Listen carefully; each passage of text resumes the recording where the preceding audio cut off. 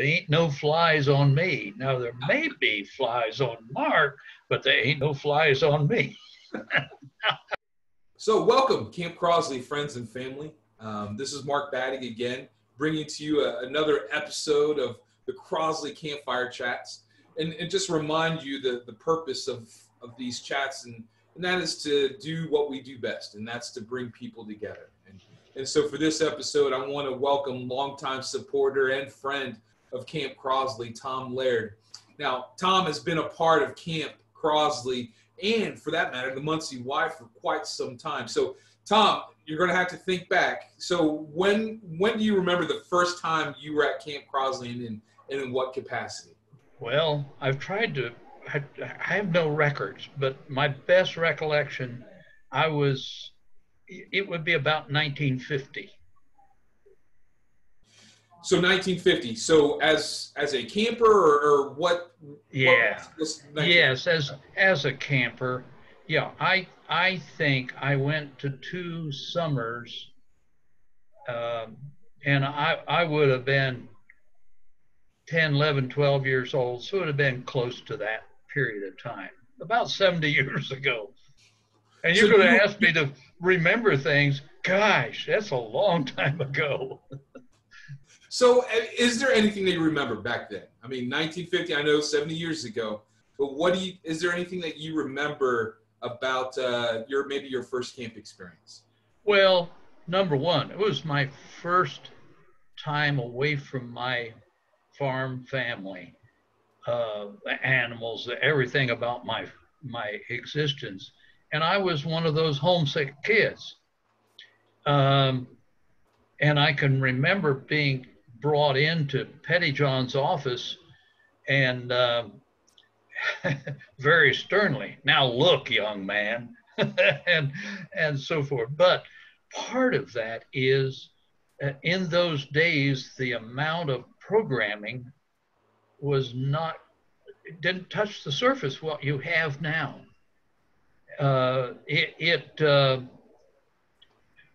In fact, I don't really remember much. There were some arts where we, did some bead work and that sort of thing, and there was waterfront, and I don't remember much beyond that.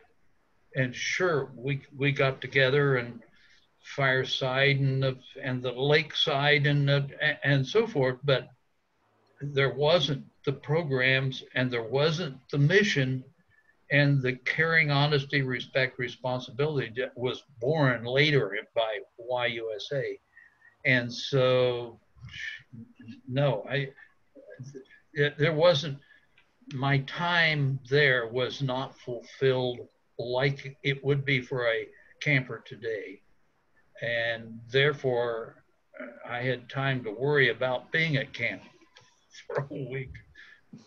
So Tom, I mean, you've been a part of camp, not just the 2 years at camper. I mean, I've known you since I first started here at Camp Crosley. And so can you let our audience know kind of how many years and kind of what capacity you've been involved with camp? Because you've served in a lot of different ways and helped camp in a lot of different ways since that 1950 debut at camp.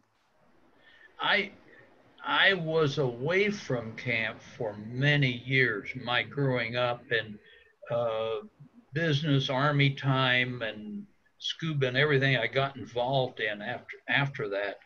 But I'm not sure how it started, but there was a need for a program that I had a ability to supply in terms of a introduction to scuba. And I did that for 25 years, and I think that started in 1989.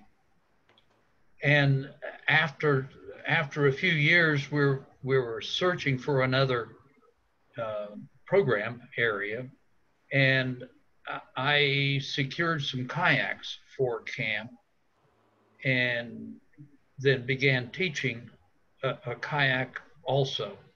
When I was at camp for a week during those 25 years, I was very involved I wanted to be at flag raising in the morning. I wanted to be at chapel at Fireside or at Lakeside, and and all prior to meals when the kids were there, because to me, uh, my values today are based on those caring, honesty, respect, responsibility values of why, because of the way they were taught in those years. Then typically I would be involved teaching of some sort in the mornings. That left my afternoon free, and always just put me to work, get me doing stuff. And I remember one year, one of the lakeside cabins was being renovated, and I painted the inside of that thing with a spray painter up the whole thing. And I spent the week doing that. And one year they changed a lot of beds out, and the two-by-fours and all that stuff was still together up in the barn. And I spent the afternoons taking all that apart so we could reuse uh, all of that lumber in other places. So, yeah, and then there were several times I would be at camp for a week and didn't have much to do. Nobody had a job for me. And I used that time to sit in front of a laptop, actually not this one that I'm working on today, because I wore it out. And the keys were no letters left on the keys. And I did writing for books for, at the time, YMCA of the USA Scuba program. Ended up writing most of 22 books over that time. So Tom, we're gonna touch on that scuba because I think a lot of people don't realize the impact you had on the scuba industry. But we're gonna dive a little bit. But I still want to touch a little bit more on your experience at camp. Like I said, yeah. You served not only volunteering your time, but you served and you still serve on the Camp Crosley Advisory Board Committee.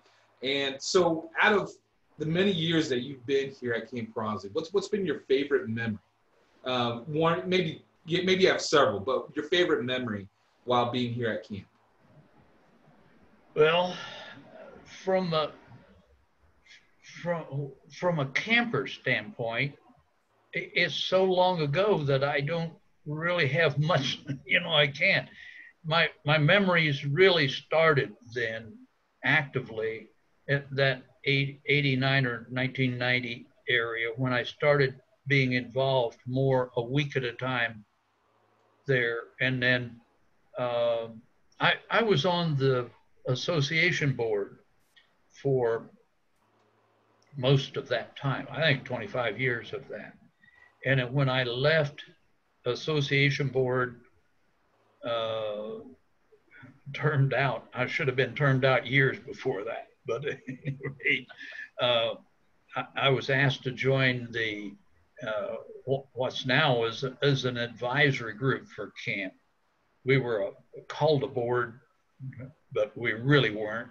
But at any rate, and so my memories really started when I became active as a staff person, more, and it's what we've done with our youth, our campers, that really is my favorite memory of camp. What we are able to accomplish with those kids, and yeah, it's really tremendous. Actually, of all that time, I only have one memory of something negative, and camp since has turned that around. Let me touch on that just a moment because it has implication. There was a time a leader of the camp led, and he was doing the best he could, but he led with a negative attitude or a negative persona. And an example of that if a camper saw another camper throw a piece of trash on the ground, like a candy bar wrapper, they could go pick that up and tell on him, and get another and get a candy bar for himself, and so a very negative thing. And then all that turned around when the leadership changed, and now it's a very positive thing. You don't have to do that. Camp looks beautiful. You don't find trash laying around, and it's because people want to do it, and it's done from a positive standpoint. When I'm at camp and when I'm at the local YMCA and I see trash outside, I go pick it up. It's my YMCA. It's my camp. Okay, so that's what camp has done to me. Is created that ownership, essentially. So this kind of feeds into the next question, Tom. So what is it about camp? And even more, what is it about the why that keeps bringing you back year after year, staying involved with the Y and Camp Crosley? Well, I think, first of all, my phone's ringing. They can take care of that. I think what YMCA is the philosophy of YMCA. It's the Christian principles. It's the mission. And for many years, I think our association didn't follow the mission. And I think friend Monty Brown was the one that turned that around to say, hey, we need to live our mission, Christian principles through programs and so forth. And to me, that's what drives me to be part of the YMCA. Today, our swimming pool downtown is closed, or empty, I should say. It's not closed. And my business has a great need for that water. And I have been a member with family members or husband and wife member for all that time. I was a member before I became part of the association board of directors.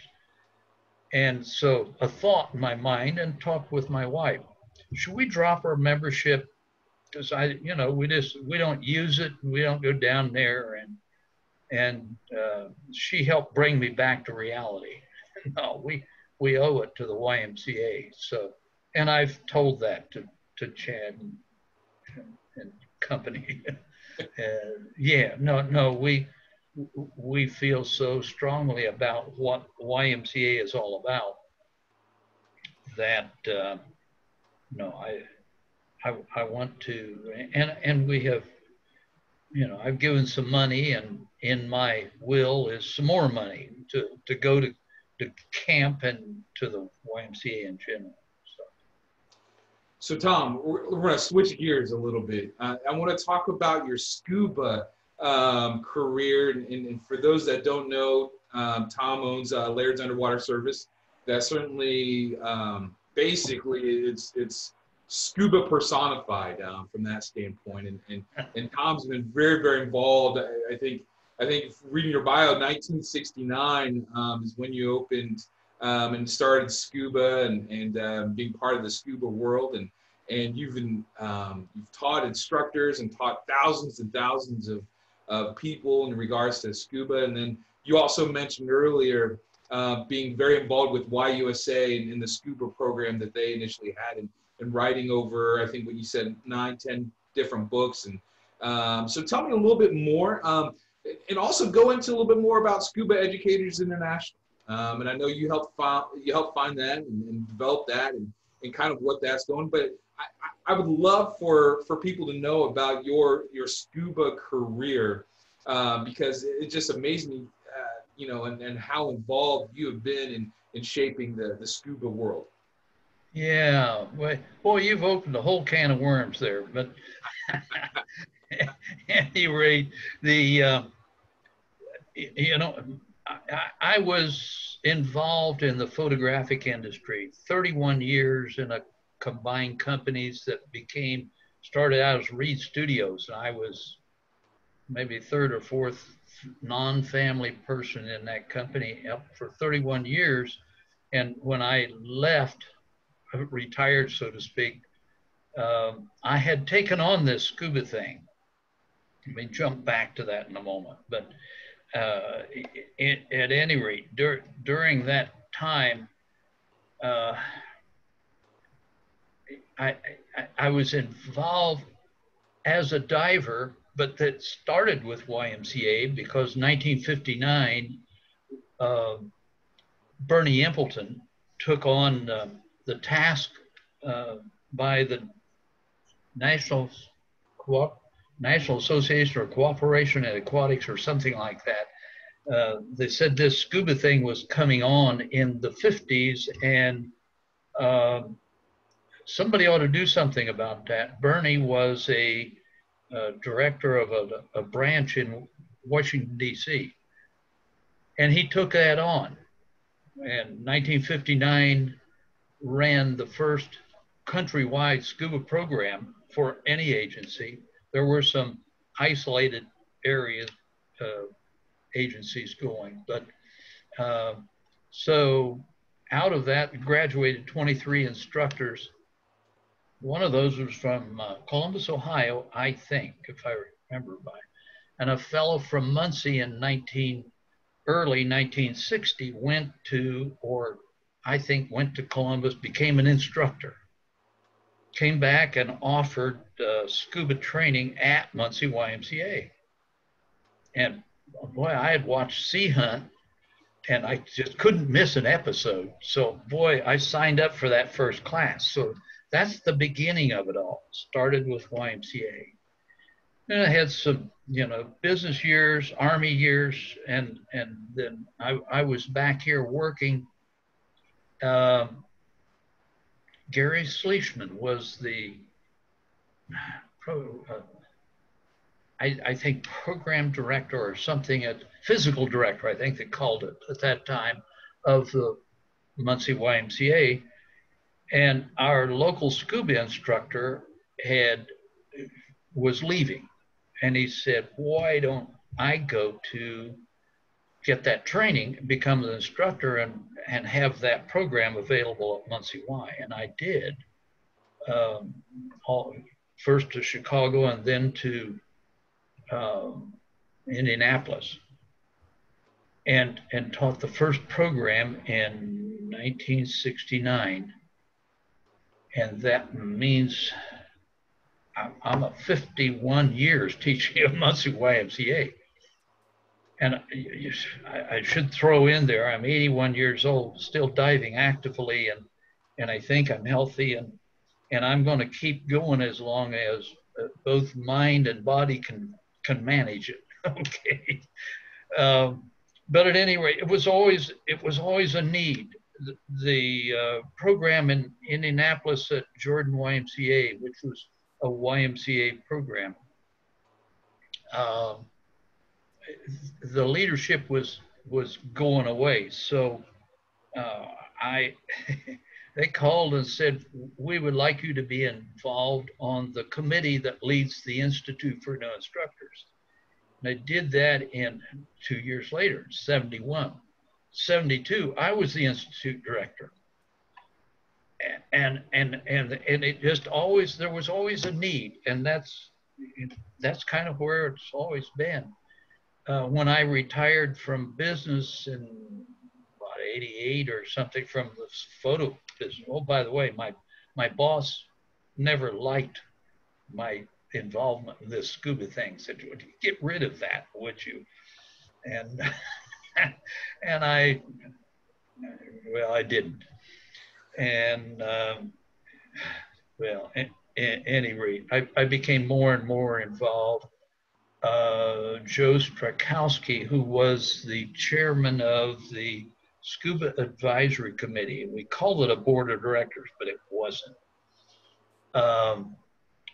called me at home one evening and said, we would like you to because of my involvement, we'd like you to be the region commissioner for 5.5 states and host, serve the needs of the instructors, of which there were about 350 at that time.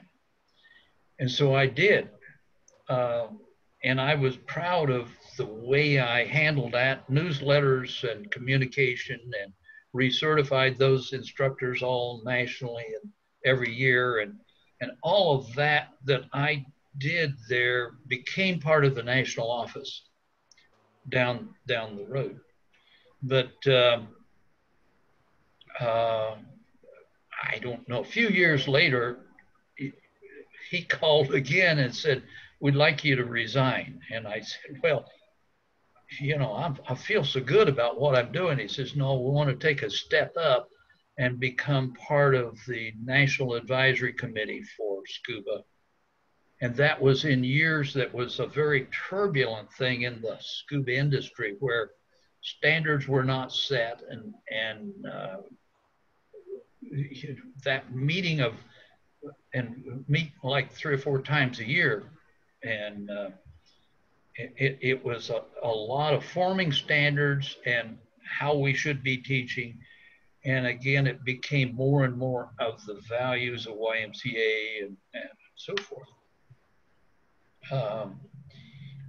And 1990, yeah, pretty close to that.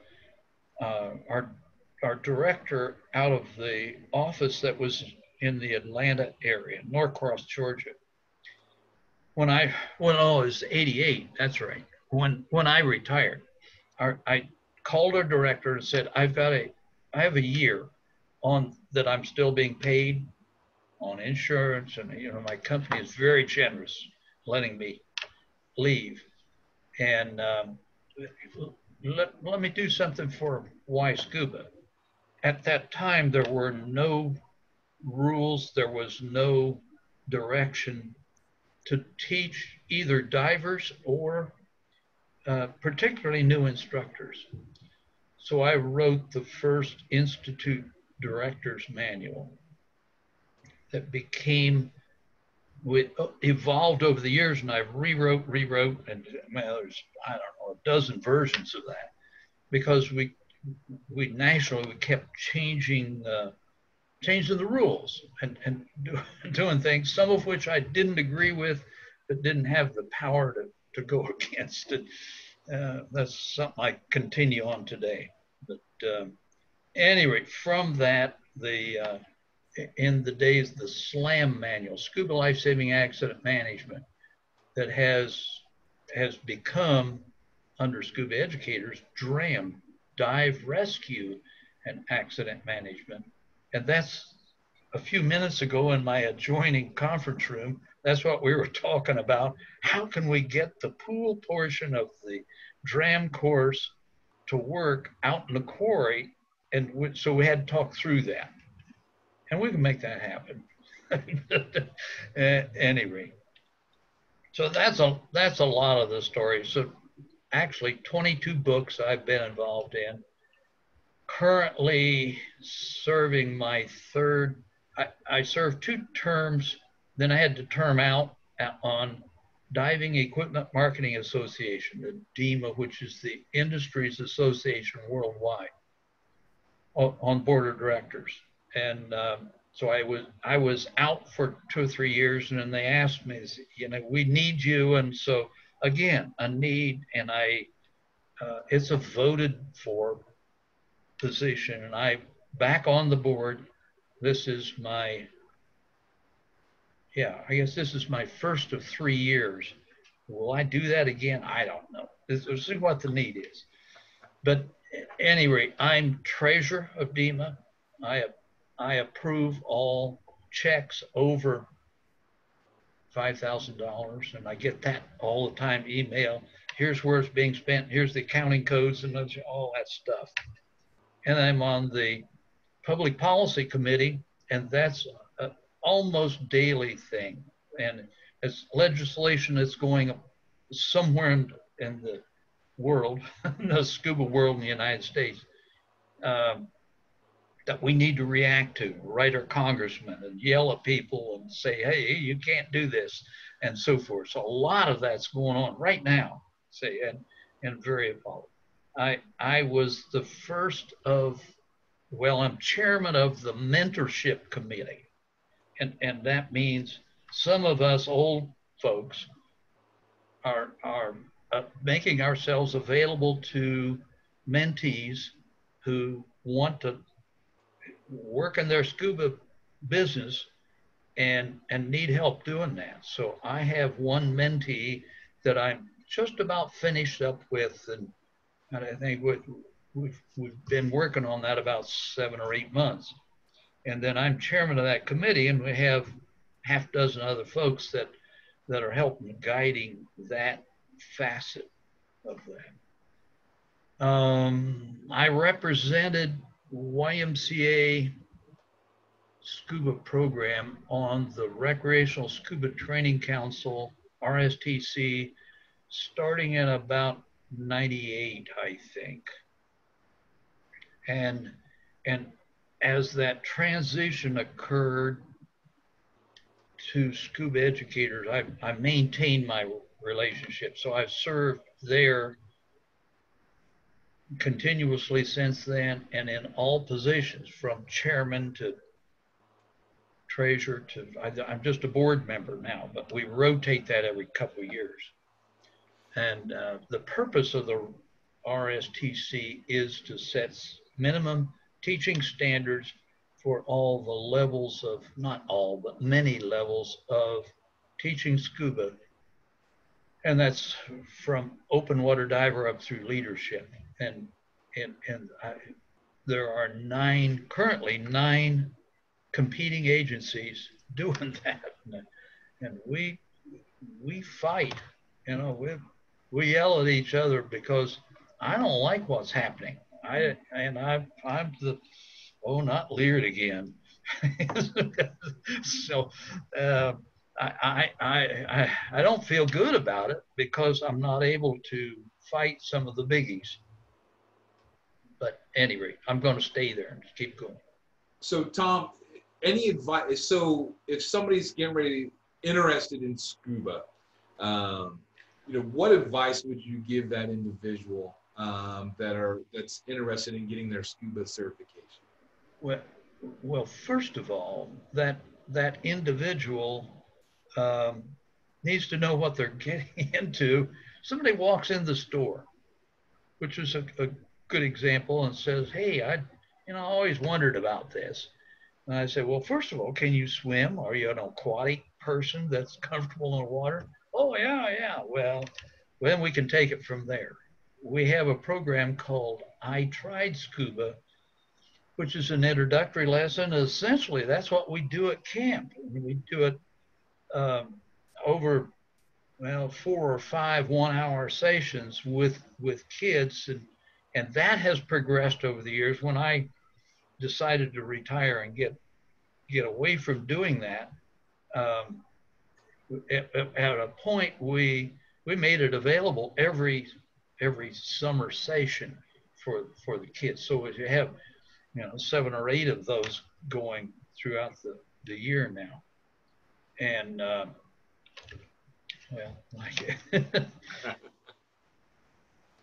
So I know you also take trips, and you invite people to come with you on these trips. So if you could list the top 3 dive places that you've been to, or top 3 that people should go to, what would they be?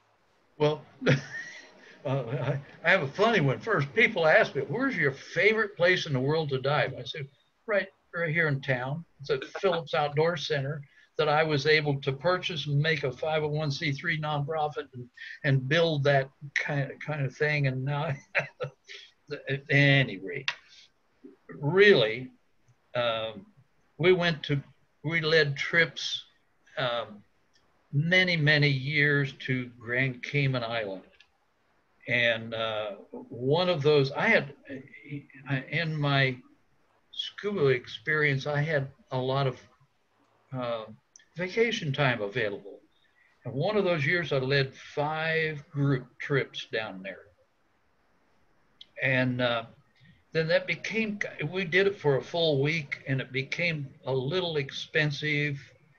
And I tried going to the Bahamas, and that really, it's just wonderful. And we do a 3 or 4 diving day thing in the Bahamas now. Didn't do it this year, just got really crazy. I hope to get back there. We do it in June or July, about our wedding anniversary time, and take groups down there.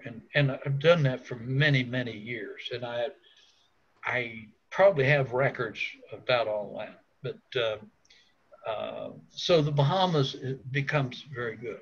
Now I have, again, because of need, I've been to Europe twice teaching new instructors, once to Germany, and we did the water work in the Costa Brava, Spain, then went back a few years later to Greece and taught. That was a challenge. 10 Greek instructors that didn't speak English. Holy mackerel, how do I do that? So we struggled through. I got that done. And then I've been back recently. I've been back 2 times to the EUDI show, European Dive Show, and visited with the instructors in Italy. And I still keep in touch with the Scuba Educators, head of the office there in Italy. And I have a family. I just love to get to. I mean, mom, dad, and 2 little girls that are just wonderful. And I spent time with them, particularly the last time I was there. So, yeah, you see, it's all about, yeah, there's a need and I need to be involved. Let me then take it to YMCA of the USA and their decisions, how this has changed, because I was well recognized in the 14th floor of 101 Wacker Drive in Chicago. And if I walk in there, they would know, oh, Mr. Leaird, you're back, and kind of thing. I attended, I don't know, maybe 4 of the YMCA Congress meetings, which occurs every 3 or 4 years or something. I did several of those. John Bowles was chairman of the board and wore a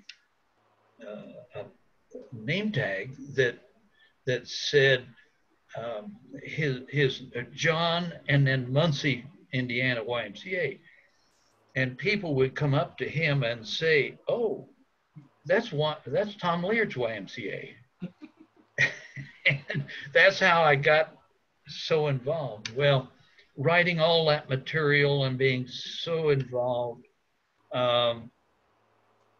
YUSA called me in 2008 and said, we're going to put the scuba program in Sunset.